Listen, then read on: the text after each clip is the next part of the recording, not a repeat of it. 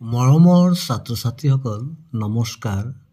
গুণোৎসৱ 2025 দ্বিতীয় পৰ্যায়ৰ কিছুমান ক্লাছ 6 সায়েন্সৰ কিছুমান প্ৰশ্ন ইয়াত আলোচনা কৰা হ'ব। লগতে কিছুমান পাঠ্যপুথি ভিত্তিক লাৰ্নিং আউটকামৰ ওপৰত ভিত্তি কৰি কিছুমান প্ৰশ্ন প্ৰস্তুত কৰা হৈছে। এই প্ৰশ্নবিলাক আলোচনা কৰা হ'ব। ইয়াৰ প্ৰথম প্ৰশ্নটো হ'ল তলৰ কোনবিধ প্ৰক্ৰিয়াৰে কপাহৰ আবোৰ ফণিয়াই গুটিবোৰৰ পৰা পৃথক কৰা হয়? এ দিছে হাতেৰে বাছি লোৱা, বি মৰণা মৰা, চি জৰা বা দিয়া, ডি হ'ল নেউঠনি। ইয়াৰ শুদ্ধ উত্তৰটো হ'ব ডি অপশ্যনটো নেউঠনি। ডি অপশ্যনটো ৰাইট চিন দি দিম।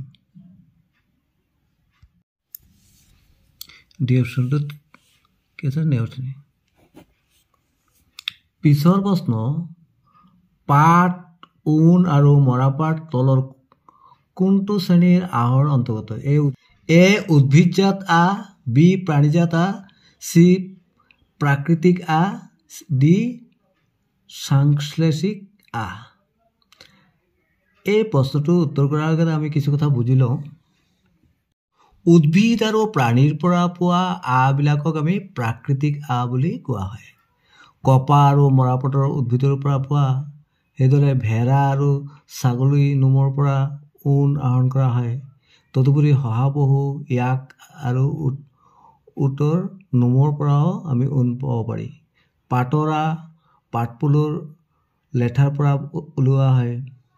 যিবোৰ ৰাসায়নিক দ্ৰব্য উদ্ভিদ বা প্ৰাণী উৎসৰ পৰা পোৱা নাযায় সেইবিলাকক সাংশ্লেষিক আহ বোলে।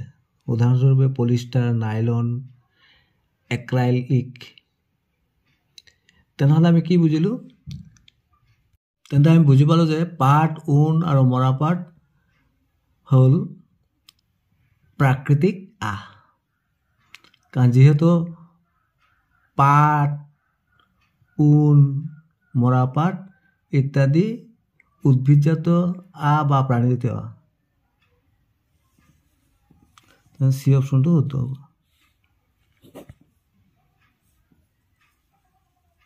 প্ৰশ্ন ভিটামিন চিৰ অভাৱ হ'লে কি ৰোগ হয়? এ ৰিকেট, বি স্কাৰ্বি, চি বেৰি, ডি দৃষ্টিহীনতাত ভোগা। আমি জানো যে ভিটামিন ডিৰ অভাৱ হ'লে ৰিকেট বেমাৰ হয় আৰু ভিটামিন চিৰ অভাৱ হ'লে স্কাৰ্বি হয়। তেনে বি অপশ্যন শুদ্ধ হ'ব। আৰু ভিটামিন বিৰ অভাৱ হ'লে বেৰি বেমাৰ হয় আৰু ডি নম্বৰটো দিছে দৃষ্টিহীনতাত ভোগা। তাৰমানে ভিটামিন এৰ অভাৱত দৃষ্টিহীনতাত ভোগা বেমাৰ হয়।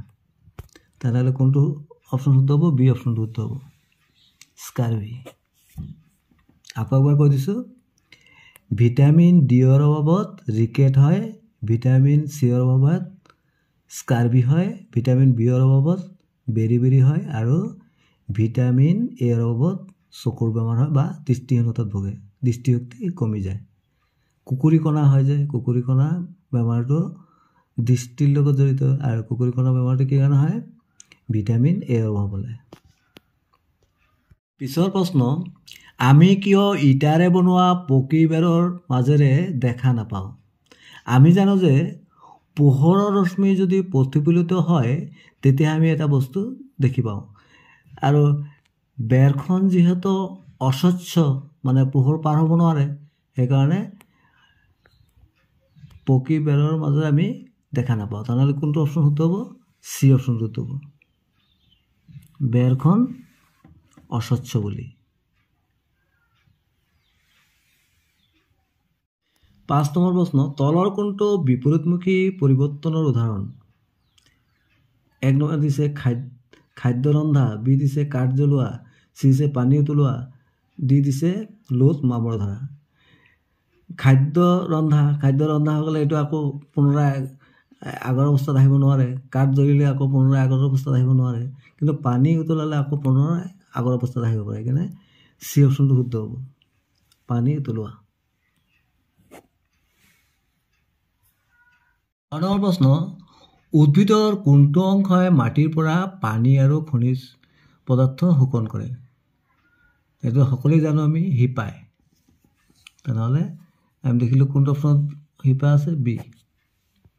পিছৰ প্ৰশ্ন, কি প্ৰক্ৰিয়াৰ দ্বাৰা পানী বৰষুণ বা বৰফ হিচাপে ভূপৃষ্ঠত ঘূৰি আহে? এইটো কি হ'ব? বৃষ্টিপাত। বি অপশ্যনটো শুদ্ধ হ'ব। পিছৰ প্ৰশ্ন, তলৰ কোনটো গোট সৰ্বভোজী প্ৰাণীৰ অন্তৰ্ভুক্ত? আমি জানো যে কিছুমান প্ৰাণী তৃণভোজী, কিছুমান প্ৰাণী মাংসভোজী, কিছুমান প্ৰাণী সৰ্বভোজী। যিবিলাক প্ৰাণীয়ে তৃণ খাই জীৱন ধাৰণ কৰে এইবিলাক কি বুলি কোৱা হয়? তৃণভোজী প্ৰাণী। যেনে হাতী, গড়, হৰিণ আদি। অকল গছৰ পাত লতা আদিহে খায়, সেইবিলাক তৃণভোজী। আৰু মাংসভোজী হ'ল যিবিলাকে মাংস খাই জীয়াই থাকে, সেইবিলাকে মাংসভোজী, যেনে বাঘ, সিংহ। আৰু সৰ্বভোজী মানে কি? এই দুইটাই খায়, তাৰমানে তৃণ আৰু মাংস দুইটাই খায়। মানে উদ্ভিদজাত খাদ্য খায় আৰু প্ৰাণীজাত খাদ্য খায়। এইটো কি বুলি কোৱা হয়? সৰ্বভোজী। ইয়াত আমি দেখিলোঁ কুকুৰ, কাউৰী, গাহৰি। এই কুকুৰ, কাউৰী, গাহৰি এই তিনিটা এই গোটটি হ'ব সৰ্বভোজী। তাৰমানে উদ্ভিদজাত প্ৰাণীজাত দুই প্ৰকাৰ খাদ্যই সিহঁতি খায়। কিন্তু বাঘ, সিংহই অকল মাংসভোজী, মাংস খায়। গৰু, ছাগলী অকল তৃণ খায়। হাতী, গড়, শহাপহু আদি তৃণ খায়। পিছৰ 9 নম্বৰ প্ৰশ্ন, 80 চেণ্টিমিটাৰত কিমান মিলিমিটাৰ? এ দিছে 0.8 মিলিমিটাৰ, বি দিছে 8 মিলিমিটাৰ, চি দিছে 80 মিলিমিটাৰ, ডি দিছে 800 মিলিমিটাৰ। 80 চেণ্টিমিটাৰত হ'ল 800 মিলিমিটাৰ। ডি অপশ্যনটো শুদ্ধ হ'ব। মৰমৰ ছাত্ৰ ছাত্ৰীসকল, তোমালোকে এইদৰে শিকি ল'বা, এইদৰে লিখি ল'বা, তেনেহ'লে উলিয়াবলৈ সুবিধা হ'ব। মিলি, চেণ্টি, ডেচি, মিটাৰ, ডেকা, হেক্টৰ, কিলো। আমাক দিছিলে 80 চেণ্টিমিটাৰ। কি দিছিলে? 80 চেণ্টিমিটাৰ দিছিলে। 80 চেণ্টিমিটাৰত কিমান মিলিমিটাৰ হ'ব? তেতিয়া আমি দেখিলোঁ ইয়াত চেণ্টিমিটাৰ দিয়া আছে, আমি যদি 80টো ইয়াত বহাওঁ 80, তেনেহ'লে মিলিমিটাৰ পাবলৈ আৰু কেইটা ঘৰ এটা আছে, তেনে এটা শূন্য হ'ব। তাৰমানে কিমান পালোঁ? 800। বা এইদৰে কৰিব পাৰোঁ। আমি জানো যে 10 মিলিমিটাৰত 1 চেণ্টিমিটাৰ, তেনেহ'লে 80ৰ লগত আমি 10 পূৰণ কৰি দিলোঁ, কিমান পাই যাম? 800। তেতিয়াহ'লে আমি কোনটো অপশ্যন শুদ্ধ হ'ব? ডি অপশ্যনটো, 800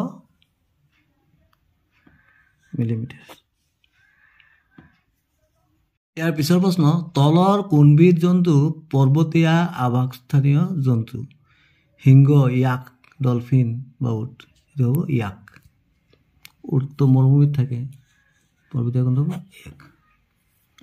পিছৰ প্ৰশ্ন, কোনটো সন্ধিয়ে আমাৰ ভৰি আৰু ভৰিৰ গাঁঠি আগলৈ আৰু পিছলৈ চলনৰ কাৰণে সহায় কৰে? ইয়াত দিছে কেন্দ্ৰীয় সন্ধি। কেন্দ্ৰীয় সন্ধি মানে কি? কেন্দ্ৰীয় মাজতে আমাৰ মূৰটো আৰু ডিঙিটোৰ মাজত যিটো সন্ধি থাকে সেইটো হ'ল কেন্দ্ৰীয় সন্ধি। বি দিছে কব্জা সন্ধি। কব্জা সন্ধি হ'ব। কব্জা সন্ধিৰ কাৰণে আমি আমাৰ ভৰিৰ গাঁঠি আগলৈ আৰু পিছলৈ চলনৰ কামত সহায় কৰে। তেনেকৈ অপশ্যনটো বি অপশ্যনটো শুদ্ধ হ'ব। পিছৰ প্ৰশ্ন, NCC কেডেটসকলে পোন ৰাস্তাত মাৰ্চ পাষ্ট কৰিবলৈ কি ধৰণে গতি দেখুৱায়? ৰৈখিক গতি না বৃত্তীয় গতি না যাদৃচ্ছিক গতি না পৰ্যাবৃত্ত গতি?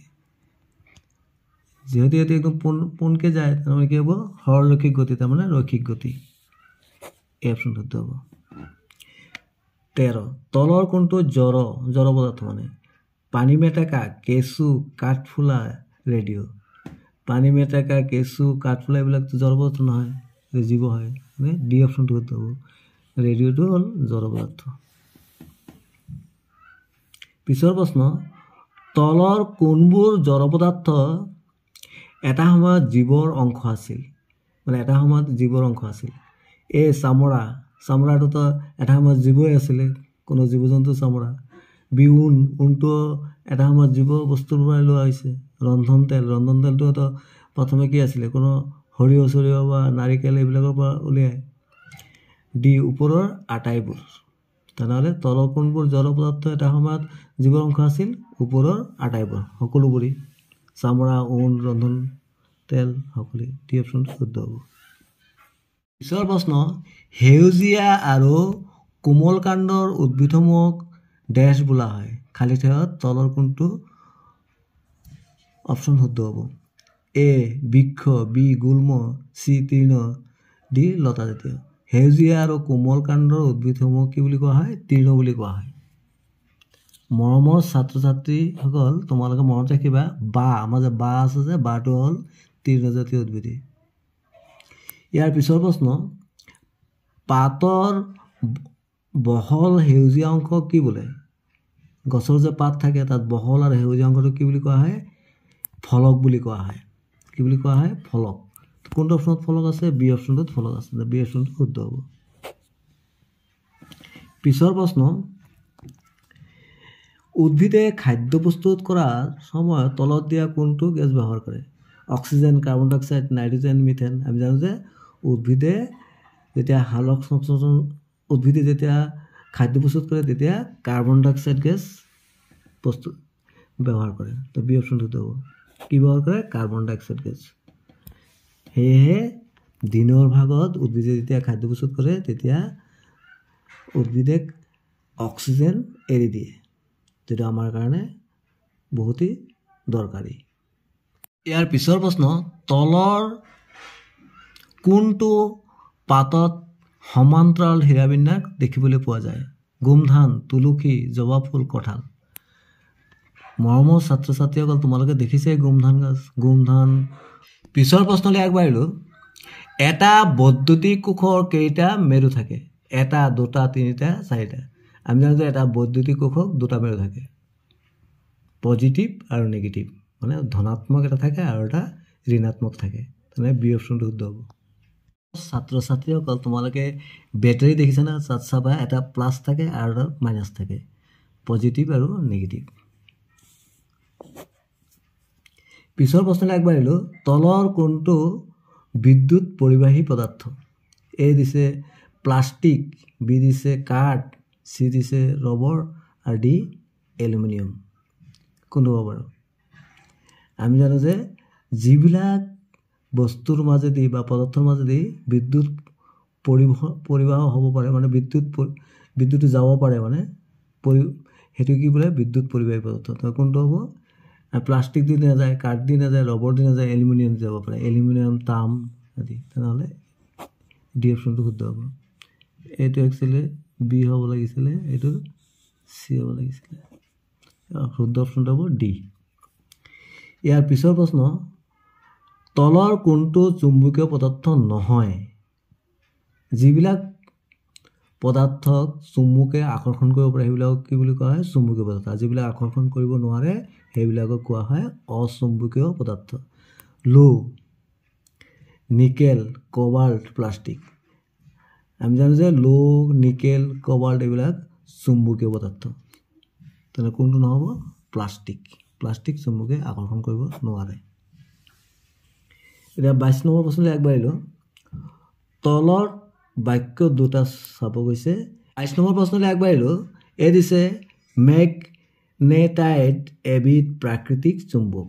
বি দিছে প্ৰত্যেক চুম্বকৰে দুটা চুম্বকীয় মেৰু থাকে, উত্তৰ আৰু দক্ষিণ।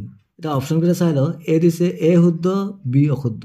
বিত দিছে এ অশুদ্ধ, বি শুদ্ধ। চিত দিছে এ আৰু বি দুয়োটাই শুদ্ধ, চি দিছে এ আৰু বি দুয়োটাই অশুদ্ধ। আমি দেখিলোঁ ইয়াত থকা বাক্য দুটা বাক্যই শুদ্ধ, কাৰণ মেগনেটাইট এবিধ প্ৰাকৃতিক চুম্বকীয় হয় আৰু প্ৰত্যেক চুম্বকৰে দুটা চুম্বকীয় মেৰু থাকে, উত্তৰ আৰু দক্ষিণ। তেনেহ'লে কোনটো অপশ্যন শুদ্ধ হ'ব? চি অপশ্যন শুদ্ধ হ'ব। ইয়াত দিছে এ আৰু বি দুয়োটাই শুদ্ধ। তেনেহ'লে চি অপশ্যনটো আমি ৰাইট চিন দি দিলোঁ। পিছৰ প্ৰশ্নলৈ আগবাঢ়িলোঁ। তলত দিয়া কোনটো গেছে জুই জ্বলাত সহায় কৰে? আমি সকলোৱে জানো অক্সিজেন। তেনেহ'লে কোনটো? এ অপশ্যনটো শুদ্ধ হ'ব। ইয়াত আমি ৰাইট চিন দি দিলোঁ। পিছৰ প্ৰশ্নলৈ আগবাঢ়িলোঁ। ক অংশৰ লগত খ অংশ মিলোৱা আৰু তলত দিয়া শুদ্ধ বিকল্পটো বাছি লোৱা। ইয়াত ক দিছে তাম, এলুমিনিয়াম, লো কবাল্ট অক্সিজেন নাইট্ৰোজেন কাৰ্বন ডাইঅক্সাইড কেঁচুসাৰ এইপিনে দিছে বায়ুৰ উপাদান জৈৱিক সাৰ পৰিবাহী পদাৰ্থ চুম্বকীয় পদাৰ্থ এতিয়া আমাৰ অপশ্যনকেইটা এইদৰে দিছে এতিয়া প্ৰথমে আমি কি কৰিম ক অংশ লগত খ অংশ আমি মিলাই লওঁ তেতিয়া আমাৰ সুবিধা হ'ব তাম আৰু এলুমিনিয়াম এই দুটা হ'ল বিদ্যুতৰ পৰিবাহী সেইকাৰণে এইটোৰ লগত কোনটো মিলিব এইটো মিলিব লো কবাল্ট এইটো হ'ল চুম্বকীয় পদাৰ্থ চুম্বকে আকৰ্ষণ কৰিব পাৰে তাৰমানে এইটোৰ লগত এইটো মিলিব অক্সিজেন নাইট্ৰোজেন কাৰ্বন ডাইঅক্সাইড ইত্যাদি হ'ল বায়ুৰ উপাদান আৰু কেঁচুসাৰটো হ'ল জৈৱিক সাৰ তেনেহ'লে আমি দেখিলোঁ যে 1ৰ লগত কি মিলিছে চি আৰু 2ৰ লগত মিলিছে ডি আৰু 3ৰ লগত মিলিছে এ আৰু 4ৰ লগত মিলিছে বি তেনে কোনটো অপশ্যনত আছে আমি চাই ল'ম অপশ্যনকেইটা ভালদৰে চালে আমি দেখিলোঁ চি অপশ্যনটোত শুদ্ধকৈ দিয়া আছে তেনেহ'লে চি অপশ্যনটো শুদ্ধ হ'ব তোমালোকে এবাৰ চাই লোৱা এই চোৱা 1ৰ লগত আছিলে চি এই যে চি অপশ্যন আছে 1ৰ লগত চি সেইদৰে 2ৰ লগত মিলিছিলে ডি চি অপশ্যনটো চোৱা 2ৰ লগত ডি তাৰপিছত 3ৰ লগত মিলিছিলে এ এই চি অপশ্যন চোৱা 3ৰ লগত এ আৰু সেইটোতে মিলিবই